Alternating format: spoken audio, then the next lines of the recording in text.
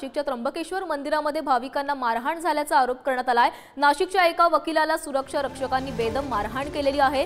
4 ते 5 सुरक्षा रक्षकांकडून धक्काबुक्की करत मारहाण झाल्याचा आरोप त्यांनी केलाय। वयोवृद्ध आईला ढकलल्याने पायऱ्यांवरून खाली कोसळल्या असाही आरोप त्यांच्याकडून करण्यात आलाय। ज्या सूर्यवंशी कुटुंबासोबत हा गंभीर प्रकार घडलाय त्यांच्याशी बातचीत केली आहे आमचे प्रतिनिधी किरण ताजणे यांनी। देवाची द्वारी भक्तांशी मुजुरी असं म्हणण्याची वेळ आता नाशिककरांवर आली आहे आणि त्याचं मुख्य कारण म्हणजे भाविकांनाच त्र्यंबकेश्वर संस्थानच्या कर्मचाऱ्यांनी सुरक्षा रक्षकांनी मारहाण केल्याचा प्रकार घडलेला आहे।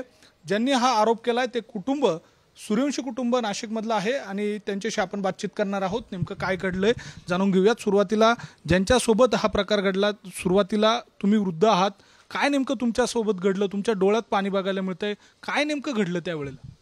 दादानी माझ्याकडे बॉटल दिल्यानंतर नमस्कार करायला वाकला तर तो म्हणे चल निघ आटप लवकर। अरे म्हणे थांब मी 4 तास नंबर लावणार, नमस्कार करू दे।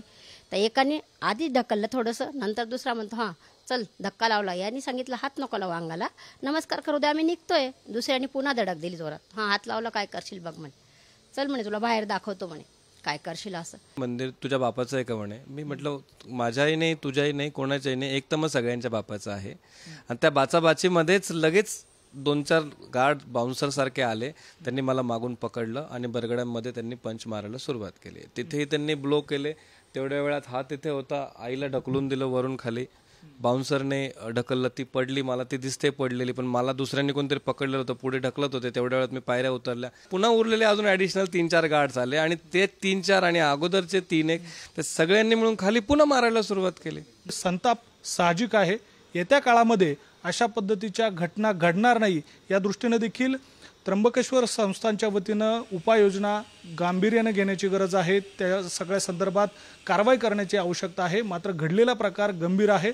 वारंवार अशा पद्धतीचे जे घटना आहेत त्या घडत असल्यानं त्र्यंबकेश्वर मंदिराची जे संस्थान आहे त्यांचे कर्मचारी पुन्हा एकदा वादात सापडल्याचं पाहायला मिळत आहे। व्हिडिओ जर्नलिस्ट जय साबळेसह किरण ताजणे, पुढारी न्यूज, नाशिक।